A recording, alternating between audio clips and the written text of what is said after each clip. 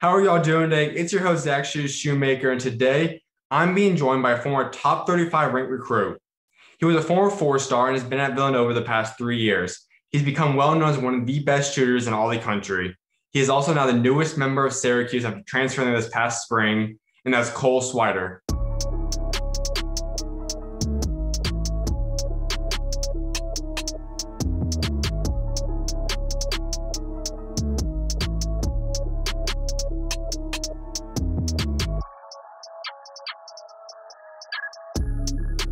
No, we were just talking a little bit. You're on campus for a little bit. You've had your first session of summer workouts. You're going to head back for a second time. But take us through how excited you are for this team and just how much you're enjoying it so far. Yeah, man, I'm super blessed and I'm so grateful for the opportunity to be at Syracuse, man. Obviously, I chose Villanova the first time around, but going in the transfer portal and picking Syracuse and being there for the first summer session has been nothing but a great time, and I'm really excited for the season and the potential that this team has. Without doubt. We're going to get more into Syracuse, the transfer and all that to wrap this up, but I want Q's fans to get to know you and your story a little bit more. So we had all the way back. You're originally from Rhode Island, that's where you grew up. Take us through that. Like, what was like growing up out there? Yeah, man, it was great. I mean, obviously it's a small state, not a lot of I wouldn't say it's a hotbed for basketball talent, but these past few years we've actually had a lot of guys. I mean, me, Tyler Kolek, David Duke, Kimani Lawrence, who plays at Arizona State, Terrell Brown, who's just at Pittsburgh, went to San Diego, the Murphy brothers. So we're starting to get there. But yeah, no, I grew up. My dad started the youth basketball league in town, so he kind of put a ball in my hands from the time I was born, and after that, I kind of just kept on developing and played on the local AAU team up until 8th grade. And then I started playing for babc for legendary Leo Papillo, who still works in the NBA as a consultant. And after that, it was great playing for babc, then transferring to St. Andrews from public school, playing for a legendary high school coach and playing in that program. And then, yeah, no, Rhode Island was great for me in my basketball development, and it's great just having like a little chip on my shoulder being from the small state. You know what I mean? So it's amazing. That's what's unique because obviously you said Rhode Island is one of the smallest states in the entire country, if not the smallest. And you guys obviously have a lot of names that's going to come out of there. It might not be per se one of the biggest states, constantly top talent year in, year out, but like you gave a good list. Like there's a lot of guys that are big time college players, guys that are in the draft process. Like there's guys that are starting to come out of that small area. And I know when you break it down proportionally, I don't know where that all would rank out at, but just what's it been like being a part of this? Like kind of seeing more and more guys come out of that area and kind of develop over the past decade or so. Like what's it like been kind of being a part of that? Yeah, it's been great. I mean, we're kind of like the new era of Rhode Island basketball. You know what I mean? We have a top 30 kid in the country right now, Isaiah Miranda. Um, and honestly, it's just been great to kind of just be a part of like this new wave of Rhode Island basketball. Like we all play with a chip on our shoulder and kind of each and every single day. We're getting better and better each year. So it's great to be a part of it. And I'm so blessed that the Rhode Island basketball starting to get some respect. Now, I can imagine just it being a smaller group and all you guys that become Division One players had to be kind of close just because of how small it was. So what was your guys' bond like? Like what was just the basketball community like out there throughout your high school, middle school years?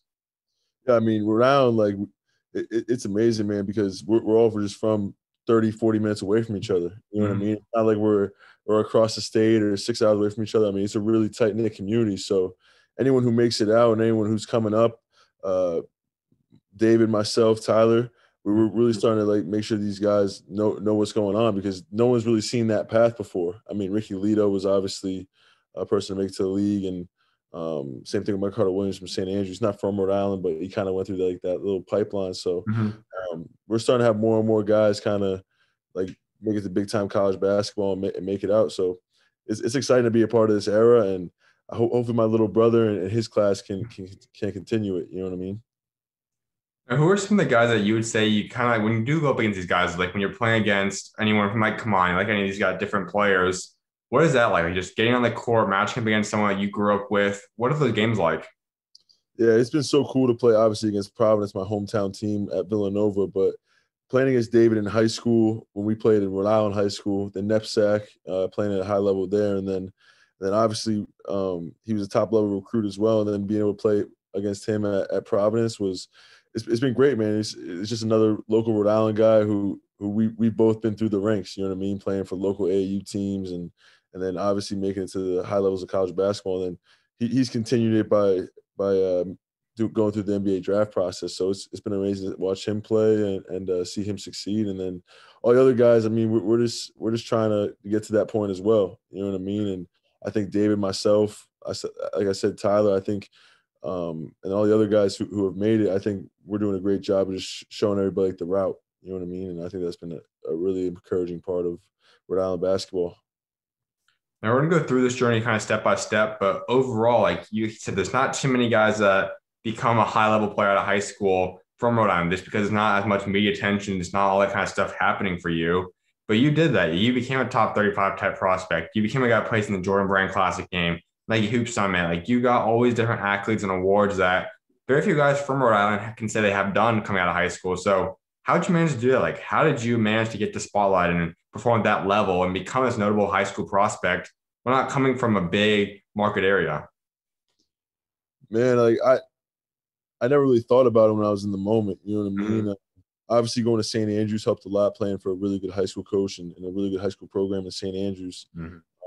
He has produced NBA players, he has produced high level players, and I think kind of being in that field, that school and that program, it really helped me kind of elevate my game. And then playing for babc on the EYBL circuit, every single day you're going up against really good players, and you really get to test yourself out. So I think the exposure that babc and St. Andrews gave me really helped my development. And then obviously once I got to my junior year, I played really well in the circuits, and it kind of helped me get my rankings up, and obviously going to Nike camps and playing really well there and everything like that. It was a great experience. And I mean, like, as we say, like rankings don't really matter at the end of the day. But it was obviously amazing to be ranked high and to play in all those games and have all those accolades.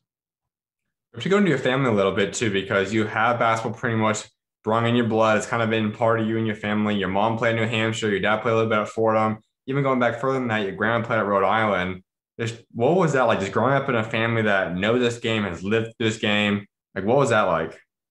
Yeah, it's amazing. I mean, my dad, my mom, they both played Division I, like you said, and they made it. They just wanted to make sure that we had all the tools necessary to be what we wanted to be. You know what I mean? My dad started the youth basketball league in town, like I mentioned before, and he made sure anything that he could do, if it was having me play AAU in fourth grade, or giving me access to a gym, or making sure that I had everything that I needed to be successful. You know what I mean? And I remember this funny story when I was in fifth or sixth grade. I was shooting around in the driveway, and we had like an AAU practice later that day, or like an AAU workout. It was like an optional workout, and my friend was over. We were just hanging out playing one-on-one, and my dad was like, "Hey Cole, you want to go to this workout? I'm willing to go." And I was like, I'm just gonna shoot here with my friend. So he let me like go shoot with my friend, whatever. And after that, I came back inside after my friend left, and he's like, "Hey, like at the end of the day, if you want to be the player that you want to be," this is in fifth and sixth grade. You know what I mean? I'm 12 years old at this point, but he's like, "Hey, if this is what you want to do, like I'm happy to stay home. Like I'm happy to watch TV. You know what I mean? Like, but if you want to be great, like you need to go to those workouts and do that every single time you have the opportunity to." So after that time, I was like, every single opportunity that we had, we went to those workouts and made sure that we were making an effort. And that really just helped my development from here on out, just being a hard worker and just never missing an opportunity to get better. You kind of mentioned too, like you grew up where the ball was kind of put in your hands. You had all the opportunity basketball wise. But when would you say you fell in love with this game? Like when you started saying, this is the thing I want to pursue. I want to play basketball. This is my dream to play at the next level, college, possibly pro eventually. Like when did that dream start really setting in? You really kind of fell in love with this game. I mean, I would say as early as I can remember. I mean, as Mm-hmm. soon as my dad put a ball in my hands, I mean, I remember in third grade, my basketball season was over. I started crying. You know what I mean?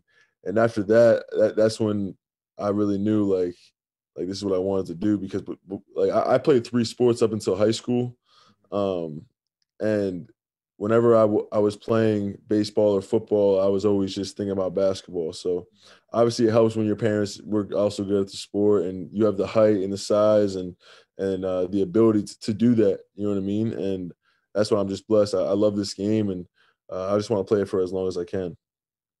You have a unique build because you are a sharpshooter, as we know. You can score, and hopefully we're gonna be able to see that display a little bit more now at Syracuse. And you obviously have a lot of attributes, but as you know, like your most notable thing is you're an elite shooter, one of the best in the entire country. And you would think that typically this might be a shooting guard, small forward that does that, but you are at 6'9", you're doing all this. Like you become a prestigious type of shooter at 6'9".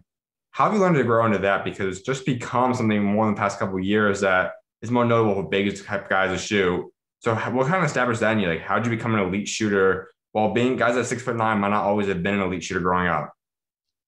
I mean, from the time I was young, my dad always made sure that I was a guard. You know what I mean? And I wasn't.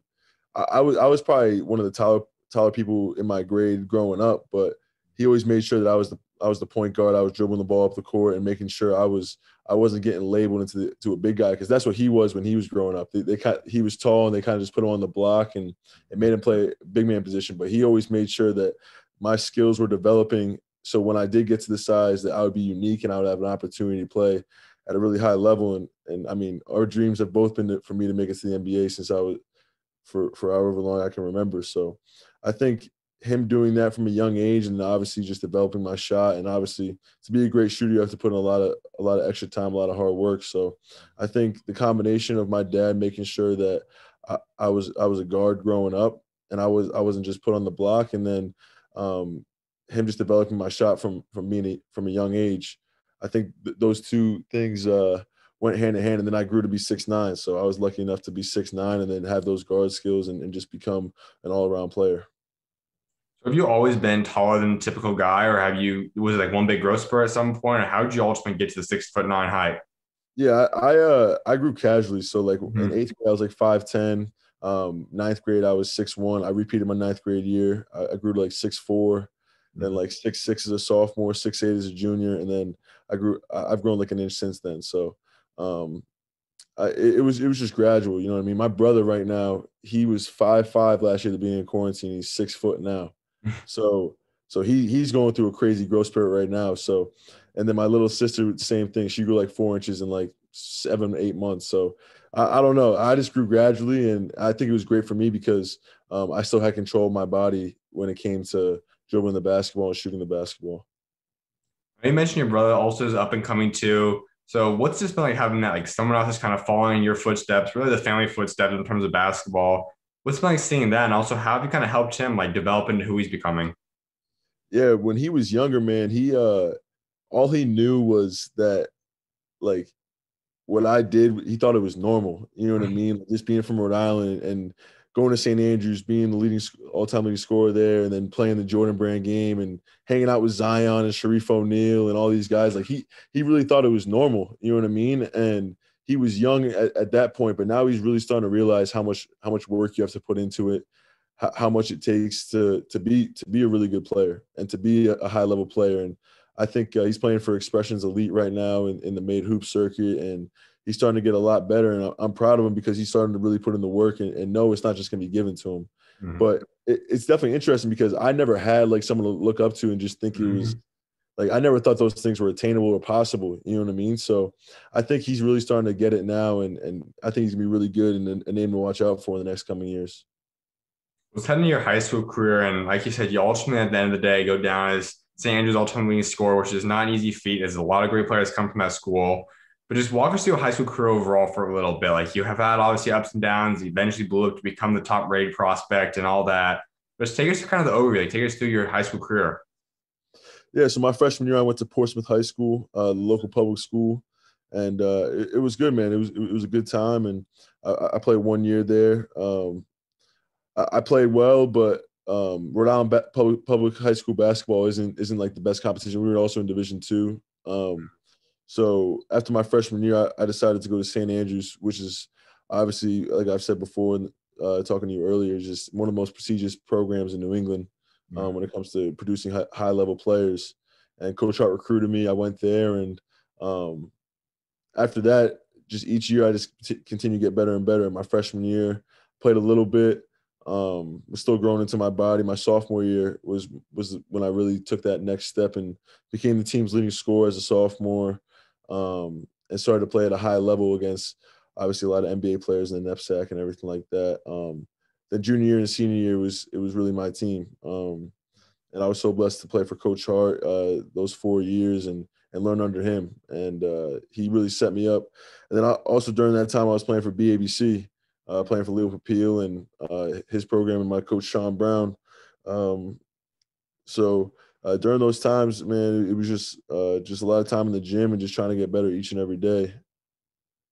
That decision you made is a decision I really like a lot of guys taking. Now, there are some exceptions, obviously, if guys are in an area like Atlanta, maybe Dallas here, like there's some really elite levels in the country. If you're in those public schools, that's great. I think the Yeah. majority of the country, like guys that take that prep route or play national schedule or some form of just getting out of your comfort zone, playing against top guys within your practice zone, and also playing games against top guys is really what pushes guys. Like a lot of guys see how much that benefits you when you get to college. So how big was that for you? Like what kind of led to that decision for you? And it's also how big was it playing that type of competition by the time you got to Villanova and started playing college basketball? Yeah, man, it was great. I think in Rhode Island, like my mom didn't want me to live away from home, so Mhm. like, and I loved Coach Hart at St. Andrews, so it was an easy decision for me to go there after my freshman year. So so yeah, that was kind of like the thought process behind my decision. Obviously, want to play against better competition, want to play for a great program, and kind of put myself in a position to play Division I basketball at a high level.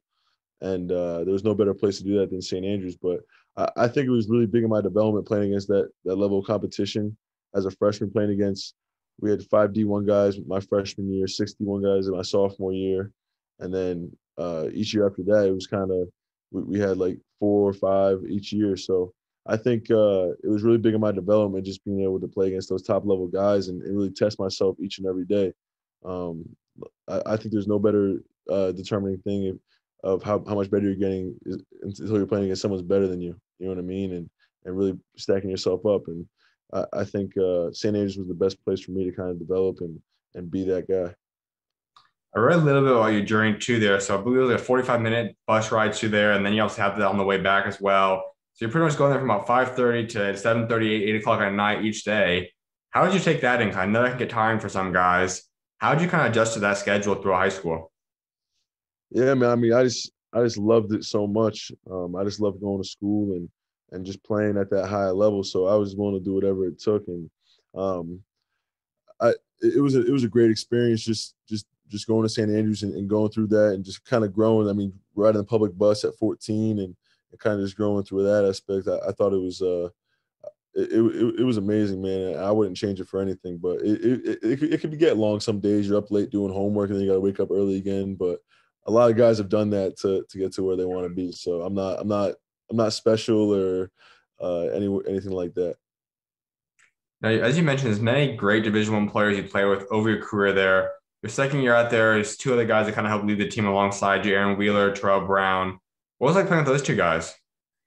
It was great, man. I think those two guys out of everybody are probably two of the most talented guys I've ever played with when it comes to pure size, talent, skill level. I think they helped me a lot just continue to grow, and especially Aaron. I mean, that was my matchup every single day. So he Mhm. obviously ended up playing at a high level at Purdue, now at St. John's. I think he's in for a big year, and I think the same thing with Terrell. He helped me, he pushed me a lot, and helped me grow into the player I am now. So those two guys are great to play with. And playing in the knapsack, there's top guys you playing day in, day out there as well. Was there ever a guy that you say you kind of formed, not necessarily maybe a rivalry, but just someone that you love going up against, like when they were on your school calendar, like that's the team you want to go up against and play? Man, I always like playing against Northfield Mount Herman. I mean, they're one of the best prep schools in the country. I thought that was always marked on my calendar. But when it comes to like certain players, I mean, obviously David at Cushing was always a fun game to play against him. Mm. Um, and then AJ Reeves, I always love playing against AJ because we're pretty similar in size, and everyone would kind of compare us back and forth. So um, I would say those like Northfield Mount Herman and those two guys were it was always fun to play against those guys. So when would you say your shooting really clicked for you? Like at what point did you truly take that step from being just a guy that can shoot the ball at a good level to becoming an elite shooter, like one of, if not the best shooting recruiting class? Like when did that jump happen for you? I I didn't even like think about that, to be honest. Like I always consider myself like a pure scorer, a person who Mhm. score all 3 levels, and then people just started labeling me the best shooter in the country. You know what I mean? So I never really thought about being one of the best shooters. I mean, I think I think I put the time in. I take a lot of shots on my own, and my dad is always working with me on my form and everything like that. So I think it kind of just happened naturally, and I never really put too much stock in thinking I was like that. That was what I was defined by. So it was kind of just put the label put on me, and it's not a bad thing. Then you head in your upperclassmen years, and those are the years you really took that next step. Like you said, lead a team now.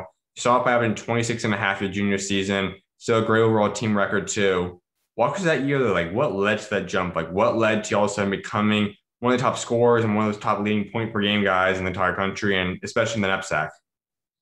Yeah, I think like from my sophomore year to junior year, a lot of the guys, uh, I mean, some guys graduated. You know what I mean? And Aaron went to Brewster as a senior, so it kind of gave me a lot of opportunity to be like that leading scorer, be that main guy. And I think I put a lot of work in over that summer, and um, I thought it was just a great transition for me. And the team I had around me was really, I mean, it was built around me. You know what I mean? My high school coach really built the team around me and put the pieces around me to have a really good team and have a really good season. So um, I give credit to my teammates and obviously the work I put in.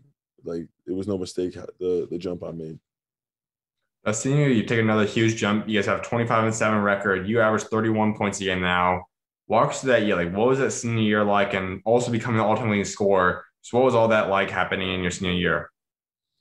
Yeah, man, it was amazing just being a part of that team. I mean, that team was the closest team I've ever been a part of when it came to like 1 through 11 and 1 through 12.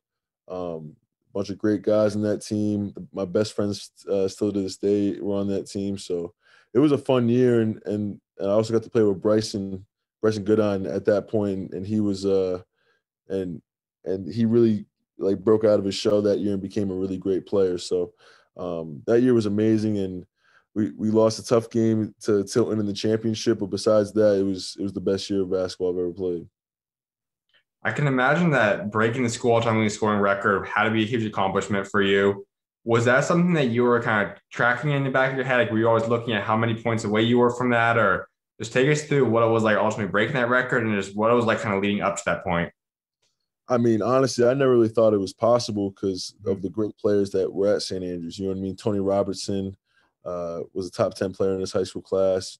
Demetrius Nichols, who went to Syracuse, played in the NBA. Marquetta Williams went to Syracuse, played in the NBA. I never really thought about it. And then after my sophomore year, Coach Hart was like, hey, like, if you do what you should do, like, you should be our all-time leading scorer.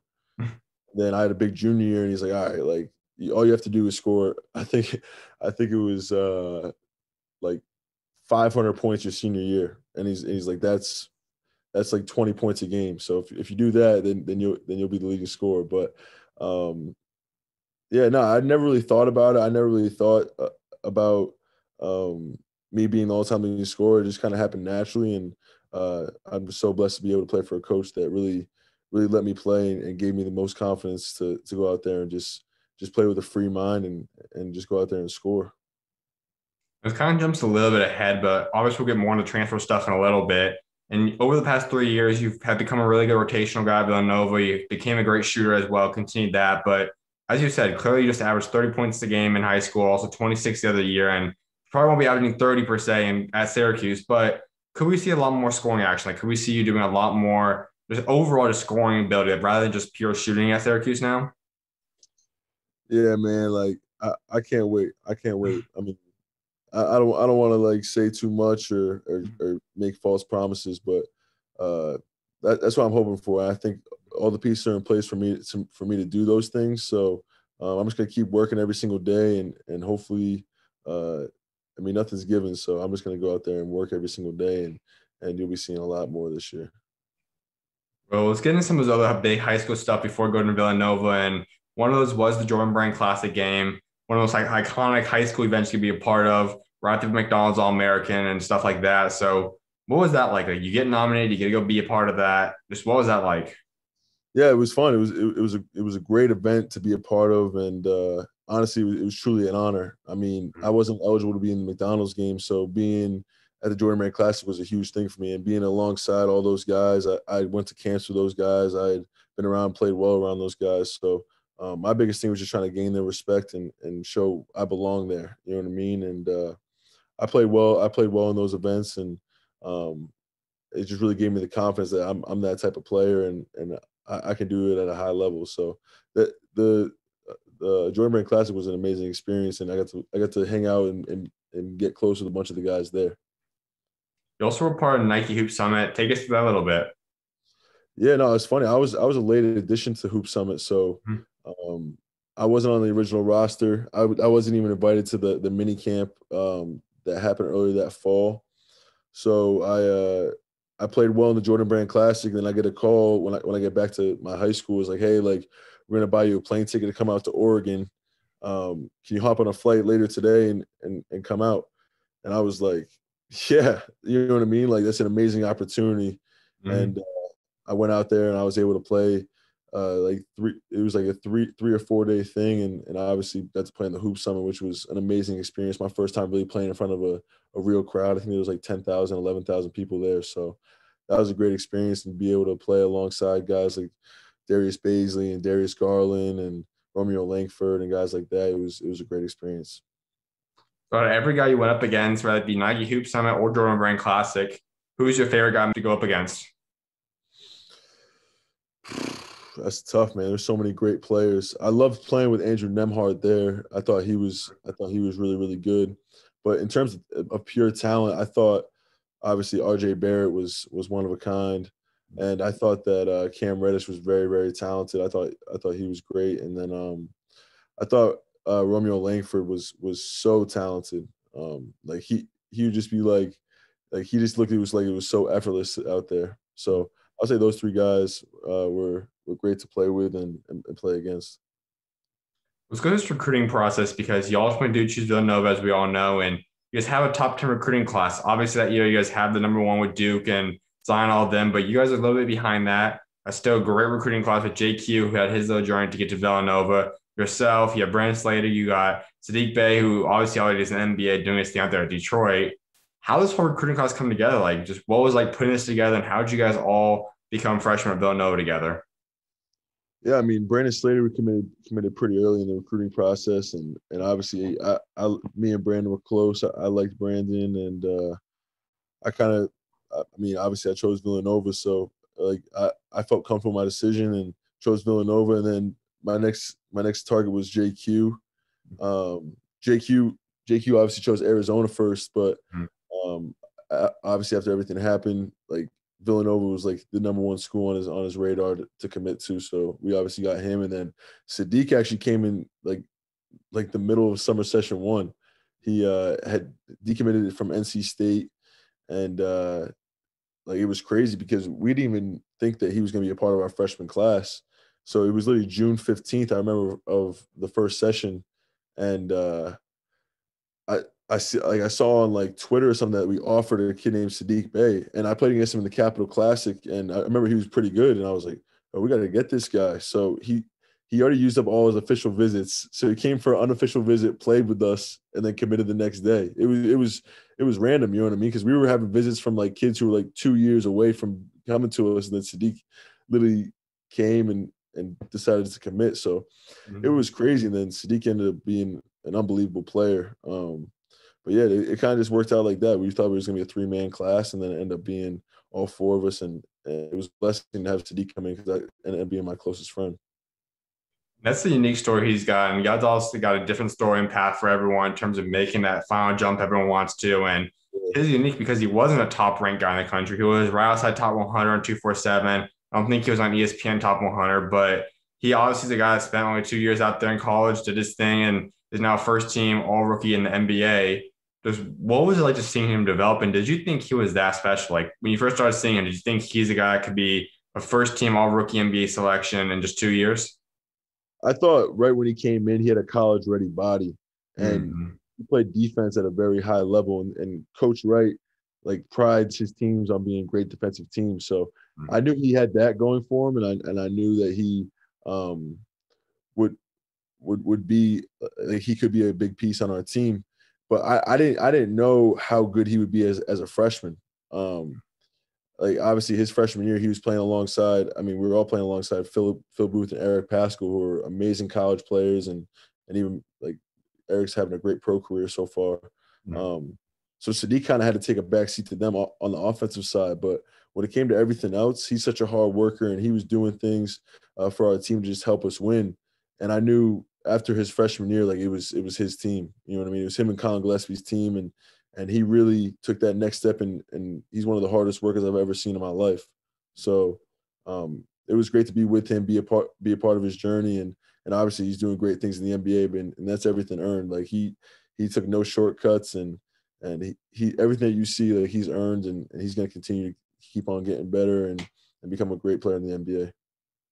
I know Syracuse was really in your heavy mix for you. What led to that decision? Like, how did Coach Jay Wright and Villanova win you over? And was Syracuse number two option, or was there other schools that kind of were in the mix heavily for you too on the very end? Yeah, my top four was Syracuse, Xavier, Villanova, and Duke. And Syracuse was right there, Duke was right there, so Xavier was right there. I just I just felt like Villanova was the best place for me at the time. You know what I mean? There was nothing against the other schools. They're all amazing options. They all have great programs and obviously historic programs. But during that time, I just felt Villanova was the best place for me to develop and be a part of like that family like atmosphere there. Um, and yeah, it was a great experience there. And I have no ill will towards Villanova or anything like that. I enjoyed my time there, and yeah, it was close. It was hard turning down Syracuse the first time because the relationship I built with the coaches, but ultimately that relationship led me there in the second time around. So yeah. So, had Villanova not been recruiting you, which one of those other three schools would you have chose from? I mean, it's easy to say right now, right, Syracuse, but I don't know. It would have been a hard decision because I just chose Villanova and didn't really think of like a second, third, fourth option. I thought I was going to be there for 4 years and finish my career out there. But yeah, those three schools were still amazing when I told them no the first time, and yeah, no, it was they were all right there. Absolutely. Let's get into this freshman year because it had a lot of ups and downs for you. Obviously, at Villanova, there's very few freshmen that start right off the back, and you started getting a pretty good rotational role, had some good games. You ended up breaking your hand eventually, though. Missed pretty much the rest of the season. I know you come back for a few games, but just take us through your freshman year, though. Take us through the ups and downs and how you really grew throughout that year. Yeah, I mean, it was tough coming into college. I mean, for me, the biggest change for me was just like the physicality of the game, and not being like the first option, second option, third option. You know what I mean? I was kind of just going in there as a rotation player, like you said.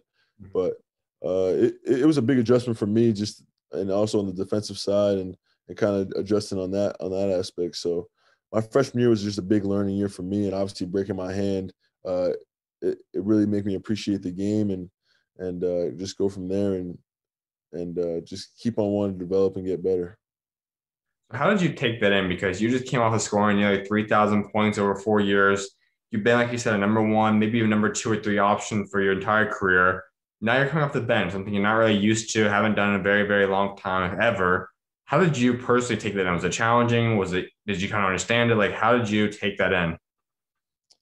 I mean, it was tough. Like any high school star coming into a big time college program, there's going to be sacrifice. It was definitely hard. I mean, but it's just something you got to just take on the chin and just keep on working to get better. I mean, I try to keep a positive mindset and obviously just knowing my season was derailed by my broken hand was tough to it was a tough pill to swallow. But um, I was just excited to come back as my sophomore year, just knowing the system and knowing the things that what makes Villanova so great. And that's always a challenging thing. Like any freshman that comes into any program, but especially Jay Wright system, where it's a very system oriented team, obviously defensive minded, but just heavy with different kind of play stuff and organization. So, what's your advice? Like, how do you come in as a freshman the most prepared for a Jay Wright system? I would say physicality, just being really physically ready to play right away. Mhm. I think being a guy who's maybe a little undersized, but a guy who's physically ready to play. I think you have an opportunity to be to play right away. You know what I mean? Mhm. I think a lot of guys there need time to develop, and Coach Wright and staff do a great job developing guys and uh, and taking the 4 year guy and making him an NBA player. I think they do a great job, if not probably the best job in the country of doing that. Um, But to play right away at Villanova, you got to be physically ready and you got to be a defensive-minded guy. They do a great job of developing offensive skill, but like defense is everything there. So, you know what I mean? So it's definitely it was a transition for me, just being a scorer my whole life. But it's something that helped me for my future, and I'm so blessed I was able to go there and learn from Coach Wright for 3 years. Any freshman always knows that having those good veterans that have big experience are key for you. And you mentioned two of them, Eric and Phil, two great players in college level. And like you said, Eric always playing great at the Warriors as well. How big was it to have those guys in your locker room to kind of help you and develop you over that year? How big was that for you? Yeah, it was big, man. I thought they did a great job leading our team. Obviously, they just won a national championship. They were part of an amazing team with 4 NBA players on that one team. Mm-hmm. And then they took on a group of guys who had never played college basketball before. I mean, Collin Gillespie is an amazing player now, obviously, and has done amazing things at Villanova. Has had an amazing career, but he wasn't the Collin Gillespie that we all see now. Mm-hmm. Same thing with Saddiq Bey. He had never played college games. Amir Kadri Roundtree was still like a young sophomore. Jermaine had never really played going into that year.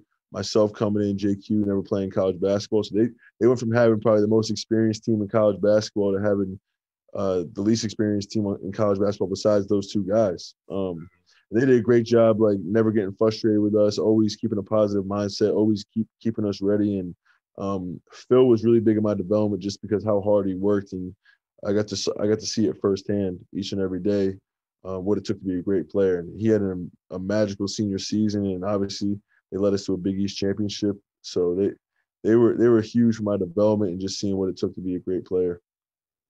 You mentioned Collin, and he obviously has developed into the star and the face of the team, and hopefully he gets a full recovery, ready for next season to see what he can do. But before he started playing all these games, and like you said, became the Collin Gillespie everyone knows, do you think he was going to be this good? Like, did you think he was eventually going to become a college star? Or how good do you think he was when you watched him as a freshman? Coming in freshman summer, I was blown away of how good Collin was. I thought coming into Villanova, I thought Javon Quinterly, like obviously he's an amazing player, but Collin that summer was unreal, and he was every single like he was on a mission that summer, and every single day we walked in, like he was ready to go. Like there was no slack because he knew he had a 5-star point guard coming in right behind him, and a guy who's really highly touted and super like JQ is super talented. So Collin that summer I knew was going to be special, and he obviously was named a captain as a sophomore, and that from there on he had coach's trust, and after that he kind of just blossomed into the Collin that we know today. So it was amazing. It was amazing being around Collin, and he's one of my best friends today. So he's worked for everything he's got. So I'm proud of him. So let's go into that broken hand incident. And that's something that obviously you said it helps you kind of appreciate the game more. And obviously it kind of helps build you up as a person too. How did you take that in that you're a freshman, you just started getting some good games, had an 11-point game a few weeks before that, a few just big games overall, getting one more minutes leading up to the injury. Take us to the injury and how you took that in. Yeah, I mean, I got injured in practice the day before a game, and it was tough. You know what I mean? Like, just getting ready for a game, thinking you're getting ready for a game, and then you're pretty much out for 6 weeks. But yeah, no, it was tough. I mean, I got hurt at a time in the season where we were just starting to mold into the team that we wanted to become, and we were starting to have a little bit of a winning streak, and I was starting to kind of mold my way into the rotation, and that kind of took away from it. But at the same time, it helped me grow as a person. It helped me grow as a man, and obviously, there's going to be obstacles no matter what you do in life, and that was my obstacle my freshman year, and I tried to attack it. And by the time I came back, the team was already formed, and the team was ready and poised to go on this big run in March. So I wasn't in any way, shape, or form thinking I was going to come back and be like a main guy in the team because they were formed at that point. So yeah, I was happy to be back and happy to be practicing, happy to just be playing again and challenging those guys in practice, getting them ready. So yeah, that was basically it. Heading into your sophomore year, you get some 15 starts that season, and once again, another successful team season, 24-7. We never will know how deep you guys could win the tournament because of COVID, but just take us to that sophomore year a little bit. Yeah, I mean, that whole entire summer, I was working really hard and just making sure I was doing all the right things for my body to make sure I could have a better sophomore season. I learned the system, and I came out of the year starting hot. So it was a great experience just being a part of that team. We were a really young team, and we were kind of just growing together throughout the year. And being named to start on that team was really special. And playing along Jeremiah and Saddiq and seeing their developments, and then Collin and Justin and Jermaine, just seeing how they developed over time was amazing. And I thought we really came together towards the end of the year and got some big wins on the road. And then obviously we COVID shut down our season, but I thought that team was really special, and we never know how far we could have gone, but I thought that team was a great team, and it honestly prepared all of us for this next year coming up. Jeremiah Robinson-Earl is someone that I'm pretty high on. And obviously, the mock drafts put him all over the place. He has about a month left until we see exactly where he's going to be heading. But take us through his game. Like, you've seen him develop over the past 2 years, became one of the top players in the country last year. Right now, probably be either late first, early second round draft pick. But whatever team does eventually land him, what are they getting in Jeremiah Robinson-Earl? I think they're getting a guy who's just going to be focused on the team and the team only. Jeremiah is one of the few guys I saw at Villanova just purely focused on just making it to the next level. Everything that he did was for that, and he was just really locked in on his goals, and he knew what he wanted out of college. And I think Jeremiah is going to bring a lot of versatility to the team. I think you're going to get a great defensive player. You're going to get a player who can knock down the three, who can also hit mid-range shots and provide a lot of stuff offensively when it comes to rebound. I think he's one of the best rebounders in the country, or was one of the best rebounders in the country in college. And ultimately, he's one of the best I've ever seen at being able to time rebounds. And like, people say he's unathletic, but he'll grab rebounds over three people. You know what I mean? He's unbelievable in that aspect of the game. And I think whatever NBA team gets him they're going to get a steal wherever they get him, because that's how good I think he is. You've been around multiple pros. We talked about Saddiq a little earlier. We talked about, obviously, Eric Pascal. We talked about Jeremiah Robinson-Earl, who will be a pro, and amongst a lot of different guys too. Collin Gillespie could become a pro eventually. What's the mentality these guys have, though? Because you obviously have that goal too. You have that dream, and you've got to see what it takes in some of these guys to get to that level. So what have you picked up? Like, what's some of the things that you've implied into your mentality, your game, to help, or ultimately, hopefully propel you to become a pro someday? I think all those guys did a great job of just making sure that they were in the moment. You know what I mean? Like, in college basketball so far, and probably the NBA, like, there's so many outside distractions, and the guys who are able to work hard and be able to keep basketball their main priority and in school, and if they have a girlfriend, you know what I mean? Like, if they're able to keep that triangle, that pyramid of things, the main priority, I think all those guys that have done a great job of that, and they've made it to the next level because of their priorities and stuff like that. So those guys have been amazing to play with, and they've also been great guys, great human being as well. So I think those qualities of just being locked in on the little details and locked in on what it takes to get there is what I've picked up from them. And as sophomore year, like I said, you have quite a few starts. You start about 15 games that season. Your first one coming against LaSalle. Walk us through that, because it's obviously what you also kind of getting back to what you used to do, starting games. How did you get used to that, and what was it like to starting games once again? Yeah, it was great. It was great. It was unbelievable just being able to kind of fulfill a little bit of a dream, just starting in college and playing in front of that many fans and starting against Kansas, number one team in the country. I thought we kind of went on a little winning streak when I went into the starting lineup. So it was unbelievable to be a part of that and kind of just continue developing under Coach Wright and with this young team that we had. It's heading into this junior season, and obviously COVID comes into effect, and that's obviously going to cancel your tournament run for your sophomore season and made the whole summer and getting back together, everything kind of went chaotic as you experience now. So how did you take that in? Like, you go through this summer of pretty much being isolated at home by yourself for the majority of it. How did you take in that last summer, and just what did you work on throughout the COVID summer? Yeah, I continue to go to the gym. I had this little recreation center like 45 minutes away.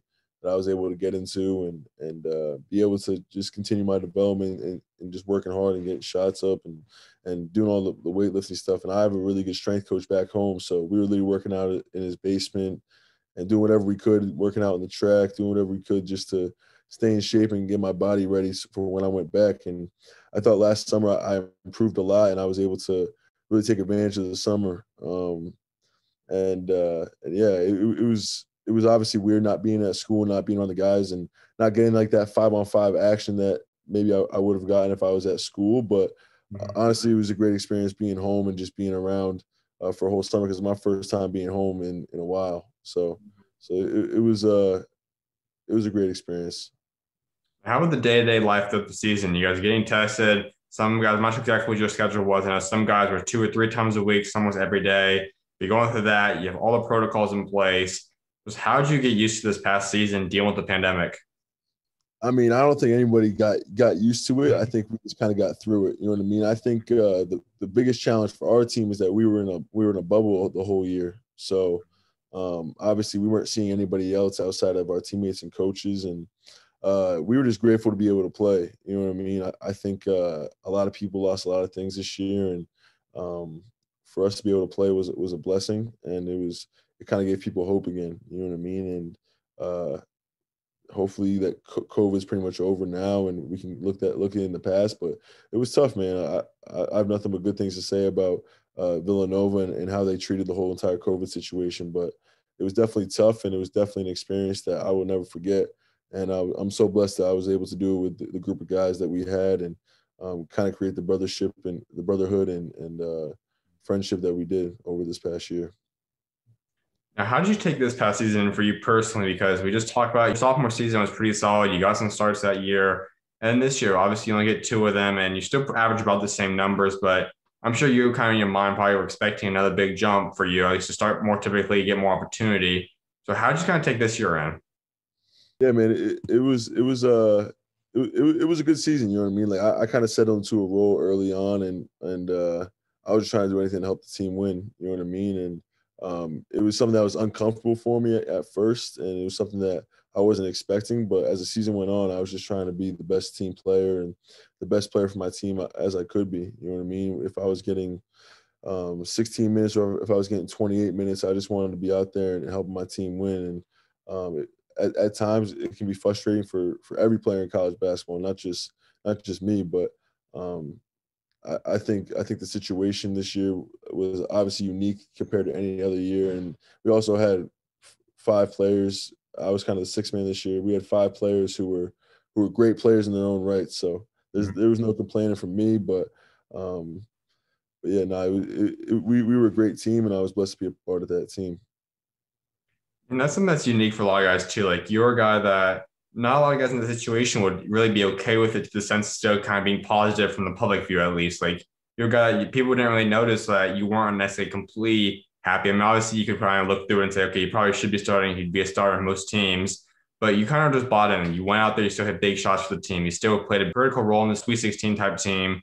So what kind of drives you to be that guy? Like when you know you could be starting, you shouldn't even maybe be starting that team. Like, how do you remain positive? How do you remain bought into this team to help them win games? I think I just try to stay in the moment. One of the things over quarantine, my dad got me a book. It was called The Mindful Athlete, and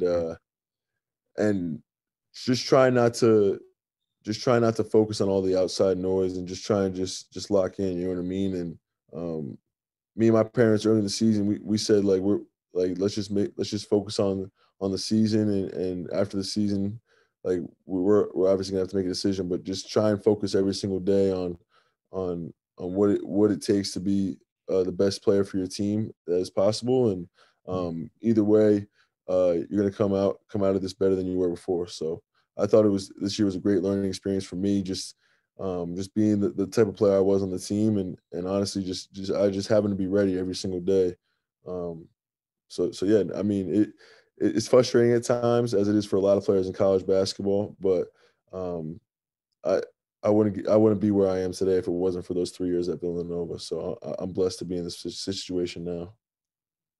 Talk about how you were in the bubble throughout the course of the season, but you guys get the chance to go to the bubble, the tournament bubble, and I've now had a lot of guys on so far. I've been a part of that bubble experience, and they've all happened to have pretty much the same exact answer for it. But I do have to ask you, overall, what was the experience like? Did you like it? Did you not enjoy it? Like, what was life in the bubble like? I mean, it wasn't ideal, you know what I mean, Mhm. but it was something that you kind of just got through, you know what I mean. Yeah.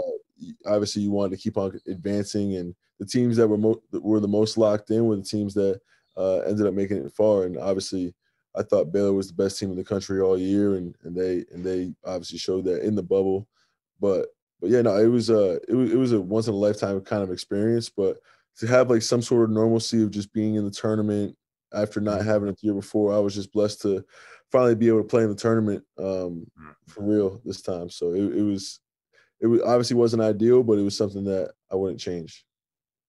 Now, you said how Baylor you thought was the best team in the country, and when you come from a winning program like Villanova, you kind of see what winning teams look like. So, what was about Baylor for you? Like, why did you see Baylor and say, that's probably the best team in the country? Like, what kind of led you to that assumption?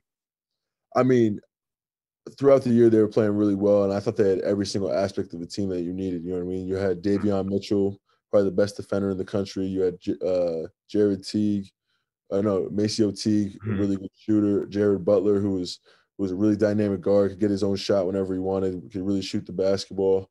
And then they had Mark Vital, who was the kind of the Dennis Rodman of college basketball, dirty work guy. Flo Thamba, Chachua, who was really good. Matt Mayer, who was a Swiss Army knife off the bench, Flagler off the bench. So they had all the pieces that it took to be a great team. And then when we played them in the tournament, um, they just had so many weapons. I was like, all right, this team, if they don't win, it's gonna be an upset. You know what I mean? Because all the pieces that they had, and they finally got back after that COVID pause uh, from being a little down. So I thought they were an amazing team, and they deserve to win for sure. Absolutely. My final Villanova question for you is there was a freshman that came in midseason last year, top 35 type prospect, someone that I'm pretty high on. I think he's got a bright future, and Trey Patterson. And he took that unique route because of the way there's no eligibility issues. So he's just 4 years of eligibility starting next this year. Just what was that like? Just getting a guy in there. Obviously, I think he made an appearance in 1 or 2 games or something. But how excited should fans be for Trey Patterson, and will he bring this program? I think Trey was amazing this past year. You know what I mean? We had a couple injuries that prevented us from having 10 practice players at times. You know what I mean? And he came in and he provided that spark and that new energy of being a guy who could come into practice and treat it like a game. So he provided a lot of physicality. He's a great defender. He can score the basketball in multiple ways, and I think he's gonna have a great freshman year for Villanova. If I'm a fan at Villanova, I expect a hard nosed guy who's physically ready to play right away, and who's gonna do all the dirty work and make shots, and he's a really hard worker. So I think there's a bright future ahead of him. I was going to say too, we know Collin got hurt. He wasn't able to be a part of your tournament run. You guys still made the Sweet 16, which was, I think, talking to some people because everyone saw Collin as the leader of the team and the overall star of the team. You guys still advanced 2 rounds to the Sweet 16. But had Collin been healthy, how much more does it elevate you guys? Do you think you guys could beat Baylor at that point? Or just how far and how deep could this team have gone had Collin been healthy? Yeah, I'm not sure. I think it would have been tough. I would have loved to play Baylor with Colin. I think Colin Mhm. brought a new dimension to our team that we didn't have against Baylor. You know what I mean? And I think I also don't think we probably would have been a 5 seed if we did have Colin. You know what I Yeah. mean? I think we probably would have advanced farther in the Big East tournament. Hopefully, won the Big East tournament, and we probably would have been a higher seed. But I mean, at the end of the day, who knows? Only God knows. So I Mhm. think. I think if we had Colin, it would have been interesting. But at the end of the day, I think Baylor deserved that championship, and they won it fair and square. So there's nothing from me that would take that away from them. Absolutely. Well, let's head in this recruiting process. You enter this name the transfer portal after the season, and we know you ultimately ended up at Syracuse, but just walk us through this process. I know you got about 50 plus calls when you're in there. Just take us through the ultimate deciding to go to the portal and what life in the portal was like for you. Yeah, I mean, my decision to go into the portal was difficult. You know what I mean? I love my time at Villanova. I met a lot of great people. Um, but with Colin Jermaine coming back for the 5th year, I knew they were going to come back, and I just wanted to continue my development as a player and continue my development as just an overall man. You know what I mean? And I thought at that time, the best decision for me was to enter the transfer. And then going to the transfer portal, I heard from a lot of schools and heard from a lot of great programs, and I was so blessed to have options. You know what I mean? And at the end of the day, I think my relationship with Syracuse from the beginning and being there, obviously you couldn't take any visits during this time. So my ability to know what Syracuse was like, the relationship I had with the coaches beforehand, it was an easy decision for me this time around. Just the timetable that I had of wanting to make a decision, like Syracuse was the place for me, and ultimately it was an exciting time just to kind of reunite with them and just know the confidence that they had in me to come to Syracuse and be the player that I know I can be. So and there was a need for me there as well. You know what I mean? There's a lot of opportunity there with the guys that they had leave in the transfer portal as well, and the guys who decided to declare for the NBA draft. So I thought it was a great opportunity, and both sides need each other. When I think it was a great move for both sides. So I can't wait, and I'm so excited to be there to continue my time there. So was there anyone else that was really appealing to you? Like, was there another school that you said you could see yourself at? And if so, who were some of those schools heavily in the mix for you? Yeah, I thought Indiana would have been a great fit for me. I thought Rutgers. I really liked Rutgers and Arizona before Sean Miller got fired. Those are probably like my top four schools. And then I really liked Pittsburgh as well. So those five schools are probably the five schools I was considering the most in the transfer portal. I've had a couple different guys that are also transferring in there as well as Buddy recently. And Buddy especially kind of talked about this is almost like a family reunion to a degree. Obviously, he has his brother coming in. He played with Symir. Obviously, Gerard obviously has already been there with him. And you've had a relationship with a lot of these guys too. Like, you guys have all played against each other. You've known each other for multiple years. I think Buddy even was involved in the recruiting process. Just what's it like just going to this team where you have all these connections? Like, you kind of have a pretty good familiarity with a lot of the different guys and guys on this team now. Like, how easy has it been for your process and getting used to Syracuse so far? Yeah, it's been so easy, man. I think the guys at Syracuse are just such real guys, and honestly, it's just made it so easy just to transition being there, just the kind of guys that they are and the kind of team that we have. We have all great guys there, all guys who really want to get better and want to be the best team we can be. So it's been a really easy transition and one that I'm so excited for to continue my basketball journey at Syracuse with these guys and the team that we have. So I'm excited for this opportunity and like I said, like I said before, Buddy, when I entered the transfer portal, he called me right away and said how much he wanted me and needed me for this team. So I think it's going to be an exciting time, and I'd be excited if I was a Syracuse fan. There's not too many guys that get to say they've been coached by Jay Wright and now Jim Boeheim, two iconic Hall of Fame level coaches. So far, though, you've been with Coach Boeheim for about a month. What's some of the similarities and differences between the two coaches?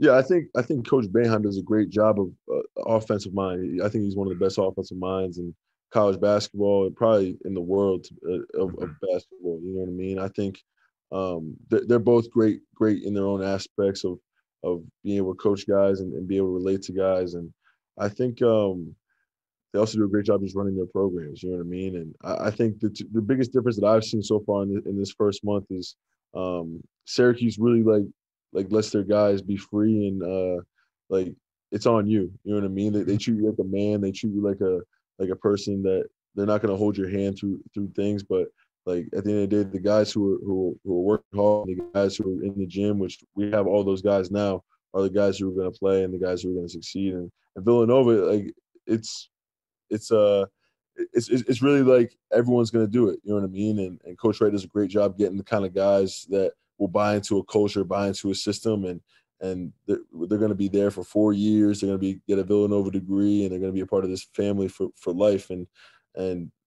like we're you're there an hour before practice. You're there 30 minutes before lifts. You know what I mean? Like everything's very structured at Villanova, and it ultimately just leads to their success. Leads to the success that we've had my 3 years there and all the years before that. So, like Villanova does a great job of really structuring their program and how they play on the court and then off the court.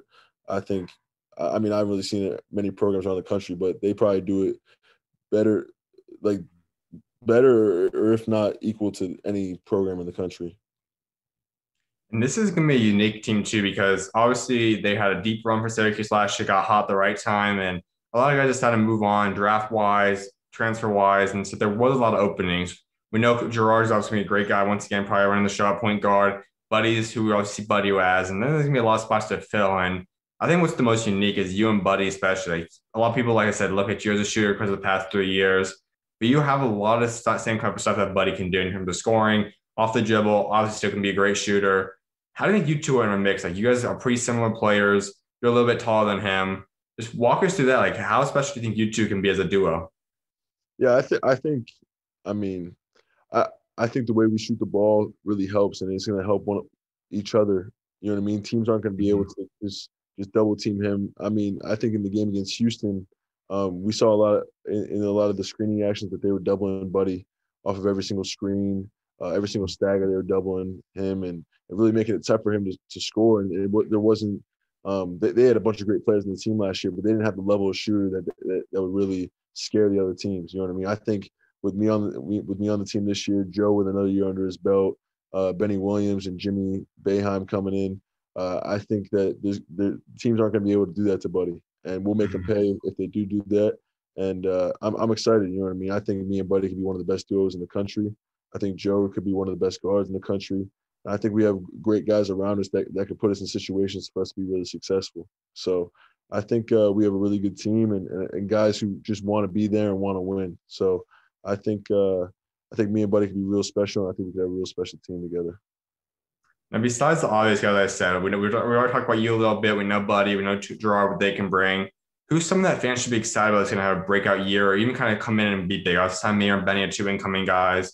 Like, who's someone that you've been impressed with so far practice that maybe doesn't have the biggest college name yet?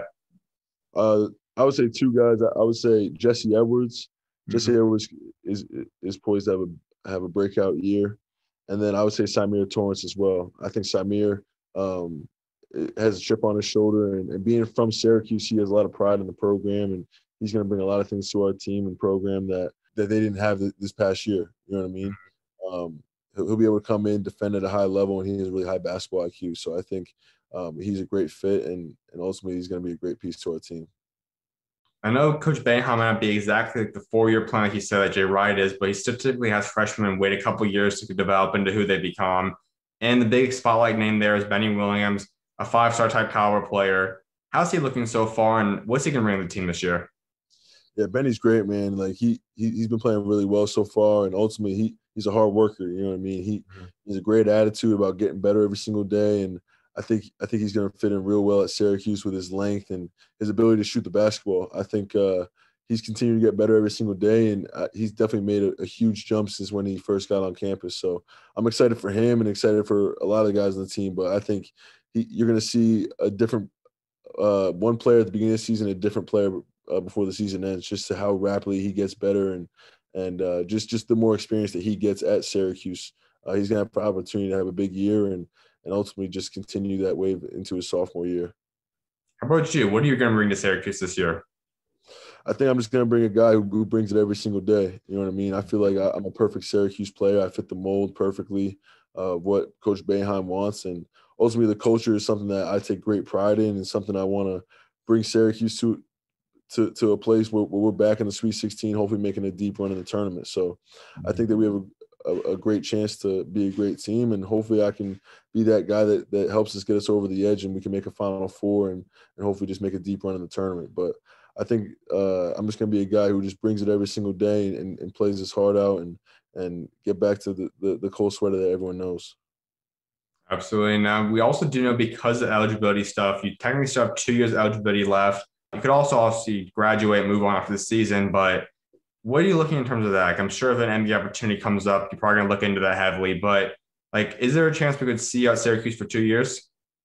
Yeah, man. Each and every day, I'm just trying to get better, and when that Mhm. time comes, I'm gonna make a decision with my family and the coaches, and really sit down and make the decision for me. Mhm. I mean, like I said before, like I wouldn't mind playing at Syracuse for 2 years. I love the school. I love the community. I haven't had a winter yet, so we'll see how that goes. But everything at Syracuse is perfect for me and my development, and just being in a low key town and really being able to lock into the things I love to do. You know what I mean? So I've loved Syracuse so far, and it wouldn't I wouldn't be mad or sad going back for a second year. I think it would be a great opportunity that year as well. Absolutely, man. Well, there's a couple things I was like wrapping up with, one of which is discussing a legacy. And I know that all guys want to build and be remembered for something. So when that day does come, you step away from this game of basketball. What do you ultimately want to be remembered for what you achieved both on and off the court? I think I just want to be a guy who's remembered for how hard he worked. You know what I mean? I want guys to, when they talk about hard work, to reference back to me and kind of a guy who made it from a small state that people weren't expecting. You know what I mean? I think I just want to be remembered as a guy who gave it their all and ultimately just did whatever it took to be a great player. And yeah, if I can do that, then I'll be satisfied. And I just want to max out my potential, and that's why I'm gonna continue to work every single day. I know you're also a believer, so take us to your faith a little bit. Like, how has God helped get you to the point you're at today? Yeah, I mean, my faith is something that I've taken very seriously over the past couple of years. Just going through ups and downs and going through things that a lot of people go through. You know what I mean? Obviously, going through this year with COVID, my faith grew even stronger. Um, just my faith has evolved over my time in college, and I'm so grateful for the opportunity that college has given me. But it's given me an even better opportunity to grow my faith and get closer with my relationship with God. So. Um, I think everyone has their own special relationship with God, and to continue mine at Syracuse and how He's given me the opportunity just to be in the position that I am today is I'm so blessed and thankful to be in that position. But Villanova was a great place for me to develop my faith. Obviously, being in a Catholic school and learning about all that stuff, and it was amazing just to be there. And if you haven't been there, they have a beautiful chapel and obviously some of the best people, like just some of the best people to be around when it comes to growing your faith. So I was blessed to be in that situation, and obviously even more blessed to be at Syracuse. So uh, like I said, my faith is ever growing, and my relationship with God will continue to grow over time. I know obviously being a believer is like there's not always gonna be situations where you're surrounded by them. We have to always go out, spread God's word, and be His light. But having since I've got to know a lot of the Syracuse guys in that locker room, I know a lot of them also are believers. How has that been like? I'm not sure if you guys got to talk about that stuff yet, but when you are in a locker room that's kind of surrounded around the same faith, like you guys all kind of can share that aspect. How big is that for a locker room? Just how big is it for you just getting connection with different guys? Yeah, I think it's huge, man. I think just having a relationship with God, no matter what religion it is, no matter what you believe in, I think just having that connection with a just an upper power is very important. We have a great guy who runs our FCA at Syracuse, and he's always around. He's giving advice. He's texting us different things, and really making it accessible to develop your faith, and making it accessible to go to church on Sundays, picking us up from the dorms to go to church, and just making sure that we feel that connection with God, no matter what religion we are, no matter what we believe in, and ultimately he does a great job just making sure that we have someone to talk to. And Villanova had a very similar guy that I became very close to, named Father Rob. So I think both places have done a great job of just giving the opportunities to develop as men of God. And I'm so blessed and thankful to be in this situation and be around guys who believe in their spirit and spiritual connection with God. And um, even if you don't, I feel like everyone is spiritual in a way and can continue to grow in that aspect. So it's been great to be around these guys and go to church with them and really discover our faith together. What would you say is the biggest moment you've seen God show up in your life? Like, is there one moment you look back through everything you've gone through in your life that you'd say, this is where God showed up the most in? Well, I think what the biggest thing for me is just the blessings that he's given me in my life. I think the blessings of being healthy, the blessings of being, um, I mean, I never got COVID. You know what I mean? So just that was God sent. I think just ultimately just him giving me the clarity of mind to make a decision, to make decisions, and ultimately, I think this decision at Syracuse was God sent. You know what I mean? All the guys who needed to leave at a certain time for me to feel comfortable with my decision left, and ultimately, he gave me this opportunity to go to Syracuse, a place where I really loved the first time. So, I think this decision more than anything was God sent, and it kind of gave me like a time to redeem myself and be the player at Syracuse that I know I can be. So, I think that this more than anything has been the biggest God moment in my life. I know you also are kind of vocal about it too. I know you have something pinned on Twitter about your faith and just kind of take us to that aspect because not a lot of guys are bold about their faith. So What kind of has led you to be more outspoken and talk more about your faith? I think just connecting with guys over time and connecting with a lot of successful people, everyone really, I think a lot of people have a relationship with God. And I think the more I can kind of put that out there and give it to people, show people that I am a man of my faith, it will give people the platform, the opportunity just to do that. And I have like a little like things in my bio of abbreviations. You know what I mean? I have YTWC, like that means your time will come, and TFA HW, and that's like that means through faith and hard work. You know what I mean? And that's what I truly believe in. Through faith and hard work, anything is possible, anything is achievable. So um, I really believe in my spirituality and believe in my relationship with God. So I think those things, there's no reason to shy away from making those things public. And then my final thing for you, give Syracuse fans your three biggest goals you have set for your Syracuse career. I don't really set a lot of goals, man. I just work hard and hopefully everything will come true. But obviously, the things that we want to accomplish, man, just being the best team we can be, and hopefully that results in making a deep run into the Final Four and making a deep run in the ACC tournament, and ultimately just like I said, just being the best team we can be, and ultimately, I think if we continue to work hard and continue to believe in our faith and believe in our spirit, that we'll do those things, man. So I'm excited and I can't wait to play in front of the 35,000 screaming fans in the Carrier Dome, man. So I'm blessed and I'm thankful and I can't wait. Absolutely, man. Congratulations on the big move once again, man. I'm excited to see what God got next for you and appreciate you taking time to come on today. Yeah, no problem, man. Thanks for having me. Of course, you're welcome on, man. God bless. God bless.